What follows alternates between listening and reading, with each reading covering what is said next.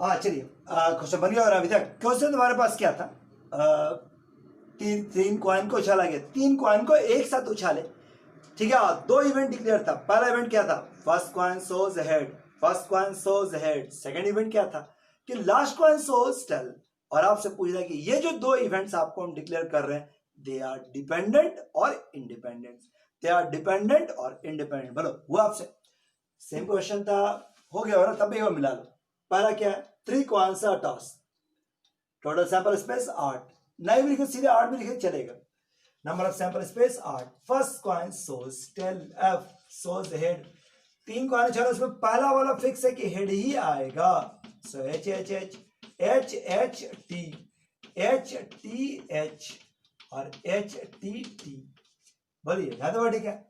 Event A क्या हो जाएगा? This is 4। Event number of sample space, probability of event A बराबर this is 4/8 यानी कि 1/2। बताइए इवेंट बी क्या है? इवेंट बी नहीं थी, ई और एफ था ना। चलो ठीक है, जो भी था वही नहीं देना, उससे कोई ज्यादा अंतर नहीं पड़ता, तो सिंबल है।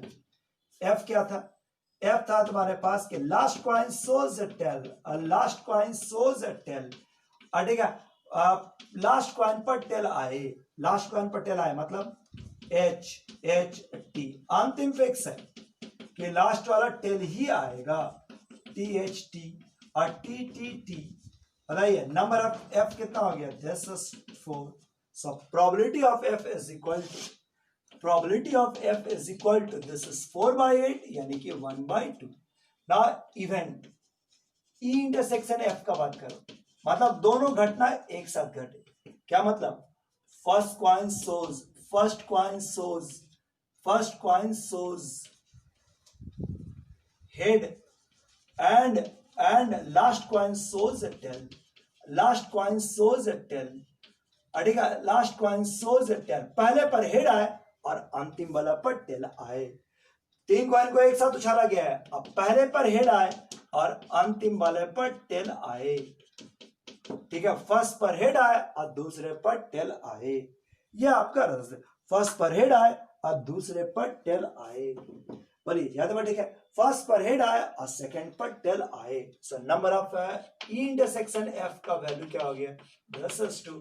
Probability of E intersection F का वैल्यू दिस इज 2/8 यानी कि 1/4। सो रिक्वायर्ड प्रोबेबिलिटी क्या हो जाएगा? Now this is the required probability. Sorry, E intersection भी आप बताइए, क्या पी ए गुना पी बी बराबर ये आ गया?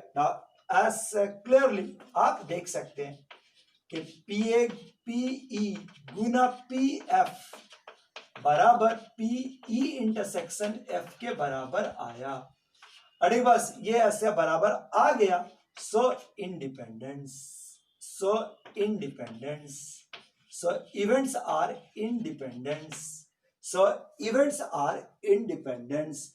पी ई गुना पी एफ बराबर पी ई इंटरसेक्शन एफ है। सो हम कह सकते हैं कि इंडिपेंडेंस, इवेंट्स आर इंडिपेंडेंस। यही आपका डिपेंडेंट और इंडिपेंडेंस। ठीक बात, ये आपका मैथमेटिकल टेस्टिंग पहला 6-7 क्वेश्चन इससे बन जाएंगे। चलिए अब और टाइप नंबर 2। अगर आपको टेस्ट नहीं करना है, टाइप नंबर 2 में टेस्ट नहीं करना है, बल्कि अपना कॉमन सेंस से आपको पहचानना है कि डिपेंडेंट है या इंडिपेंडेंट, और देन फाइनल प्रोबेबिलिटी आपको निकालना है। मतलब दो इवेंट्स आप सोचिए, दो इवेंट्स को दिया हुआ है, दोनों इवेंट्स को अपना कॉमन सेंस से पहचानिए कि दे आर डिपेंडेंट और इंडिपेंडेंट, और तब मल्टीप्लिकेशन थ्योरम के मदद से फाइनल प्रोबेबिलिटी आपको निकालना है। मल्टीप्लिकेशन थ्योरम के मदद से फाइनल प्रोबेबिलिटी निकालना। देखो जैसे एक क्वेश्चन समझो, क्या बोला कि ठीक है, टू डाइस आर थ्रोन, दो डाइस को थ्रो किया गया। Find the probability, find the probability, क्या प्रोबेबिलिटी होगा? Find the probability that first dice shows even number, first dice shows even number, पहला डाई पर इवन नंबर आए, and second die shows, second die shows, second die shows 3, 4, 5 और 6। देखिए यही question, अड़ेगा 2 dice are throw, 2 die को throw किया गया, क्या चांसेस है कि पहले बार इवन नंबर आए और दूसरे पर 3, 4, 5 और 6 आए। ठीक बात, फर्स्ट डाई सोस इतना, सेकंड डाई सोस इतना। देखो 2 डाइज आर थ्रोन, 2 डाई को उछाला गया है। ठीक है, 2 डाइज आर टॉस, पहला डाई पर तुम्हारे पास इवन नंबर आए, दूसरे पर 3, 4, 5 या 6 में से कोई एक आए। अब पहले बताइए कैसे बनेगा आपसे। तो कल बनाए थे, परसों बता, समझा रहे बार बार कि अगर प्रोबेबिलिटी में बीच में और है तो डिपेंडेंट, मतलब और है तो एडिशनल थ्योरम, इनटू है मल्टीप्लिकेशन है तो मल्टीप्लिकेशन थ्योरम, मतलब एंड है तो मल्टीप्लिकेशन थ्योरम। यहां पर क्या है, एंड घुस गया मतलब मल्टीप्लिकेशन थ्योरम। मतलब पहचाने तरीका समझो, एग्जाम में पहचानने के समय में कि एंड है मतलब मल्टीप्लिकेशन थ्योरम है। अब दो इवेंट कौन कौन, पहला ये कि first die source even number, second die source 3, 4, 5, 6, 3, 4, 5, 6। तो बनाने के लिए क्या होगा कि दोनों का अलग अलग प्रोबेबिलिटी निकाल लो और कॉमन सेंस के यूज से पहचानो डिपेंडेंट है या इंडिपेंडेंट, और देन फाइनल प्रोबेबिलिटी। 3 स्टेप्स, पहला आपको दोनों का अलग अलग प्रोबेबिलिटी निकाल दिया जाए सेपरेट, फुट डाल के निकालो, उसके बाद कॉमन सेंस से पहचानो और देन मल्टीप्लिकेशन थ्योरम अप्लाई कर दो। 3 स्टेप्स। तो यहां पर बताओ, पहले तुम हमें बताओ डिपेंडेंट या इंडिपेंडेंट। सोचो एक डाई को हम फेंके, पहला बार इवन नंबर आए, क्या सेकंड बार जब फेंकने जाएंगे तो पहला बार आने के कारण जो भी आया था क्या सेकंड को इफेक्ट पड़ेगा? बिल्कुल नहीं। पहला बार कुछ भी आए सेकंड वाले को कोई फर्क नहीं पड़ता है, पहले पर कुछ भी आए सेकंड को कोई फर्क नहीं पड़ता है। So this is example of independent events. So this are the example of independent events. ये इंडिपेंडेंट इवेंट्स का एग्जांपल है। ठीक, बस तो आइए शुरुआत कर। देखो बनाने का तरीका आराम से आप शुरुआत कीजिएगा। अभी तो जो परसों से शुरू कर रहे हैं, कल शुरुआत कर रहे हैं, वही इवेंट्स क्या है। ठीक है, बस इवेंट तुम्हारे पास क्या है कि मतलब दो इवेंट्स।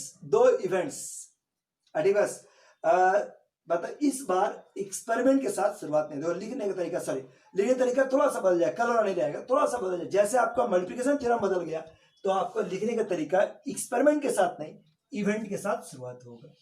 देखिए इवेंट से शुरुआत की। इवेंट क्या है? इवेंट तुम्हारे पास क्या है? First die shows even number and जैसे मल्टीप्लिकेशन थ्योरम दिखा आपको, आप इसी से स्टार्ट करेंगे इवेंट से। एंड सेकेंड डाई सोज 3, 4, 5 और 6। देखिए लिखने का तरीका पर बहुत महत्व डिपेंड करता है। सो ऐसा रखिएगा। अब दो इवेंट तो पहचानो, इवेंट ए और इवेंट बी। इवेंट ए लिखिए। इवेंट ए क्या है? First die shows even number. थोड़ा जगह छोड़ के इवेंट बी लिखो। अड़ेगा सेकेंड डाई सोज 3, 4, 5, 6। देखो लिखने तरीका मेरा, सेकेंड डाई सोज 3, 4, 5, 6। इसी से आप कमांड कर सकते हैं क्वेश्चन को। अड़ेगा first die shows even number and second die shows 3, 4, 5 और 6। अब क्वेश्चन बनाने की शुरुआत की, इतना तो समझ गए, क्वेश्चन से निकालने आते हैं। अब उसको भूल जाओ, उसको 1 मिनट के लिए भूल जाओ, ओमिट करो दिमाग से, बस इतना ही समझो।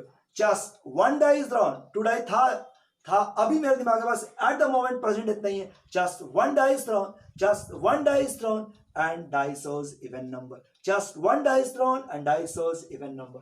बताइए एक्सपेरिमेंट क्या है? यहां से शुरुआत की। एक्सपेरिमेंट क्या है? जस्ट 1 डाई, 2 डाई नहीं आना, बस उसको भूल गया, बस यहां से क्वेश्चन हो गया कि 1 die is thrown and die shows even number. Experiment क्या है? 1 डाई इज थ्रोन, एक डाई को थ्रो किया। बताओ number of sample space 6। Event A चाहते इवेंट, फिर से लिखो चाहे लिखो ए।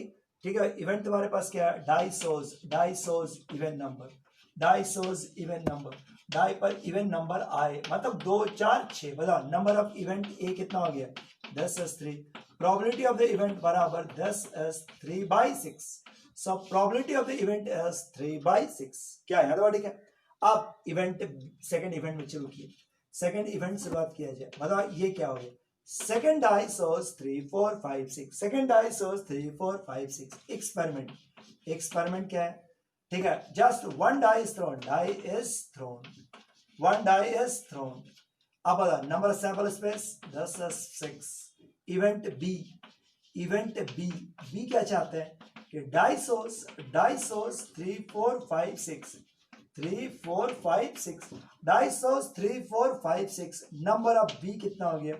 10 4 नहीं, नंबर ऑफ बी हो गया 4। So probability of B is equal to number of B divide by number of sample space, this is 4/6। लीजिए यहां तक तो आप आराम से प्रोबेबिलिटी निकाल लीजिए नॉर्मल तरीका से, बल्कि इजी तरीका है, इजी मेथड्स हो गए। इसके बाद अब बताओ ए और बी कैसे पहचाने थे हम लोग? डिपेंडेंट था या इंडिपेंडेंट? ए और बी कैसा इवेंट था? डिपेंडेंट या इंडिपेंडेंट? आराम से आप पहचाने थे कि दे आर इंडिपेंडेंट। यही बात को हम यहां लेते हैं बाय कॉमन सेंस। एकदम एग्जाम में लिखना कोई दिक्कत नहीं है, मजाक नहीं कर रहा, सीधा सीधा लिखिए by common sense. By common sense एकदम वर्ड यूज किए, बाय कॉमन सेंस, ठीक है। बस number of A intersection by common sense, probability of, ठीक है, by common sense A and B are independent events. मैंने एकदम एग्जाम में लिखे कोई दिक्कत नहीं है और बढ़िया बात है, are independent events. By multiplication theorem, then by multiplication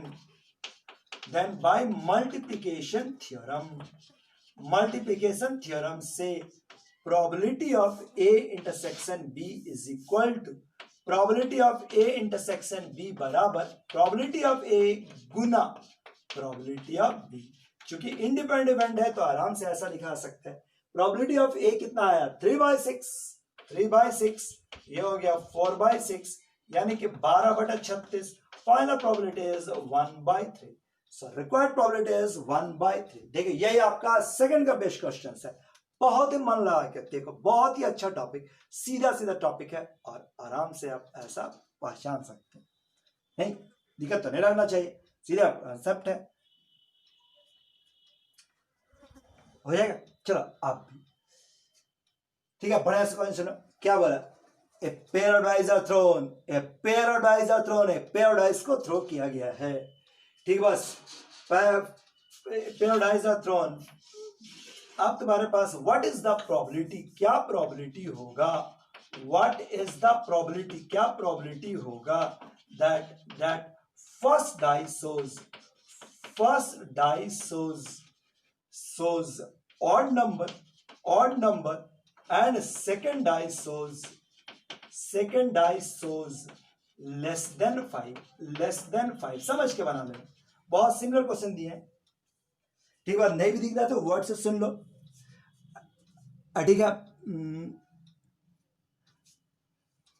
देखो अगर यहां पर नहीं दिख रहा तो हम एक बार फिर से पूछ रहे हैं, क्वेश्चन सुन के बना लो कि क्या बोला है? 2 dice are thrown, pair of dice are thrown, what is the probability, क्या प्रोबेबिलिटी होगा that first die shows odd number and second die shows less than 5, बना।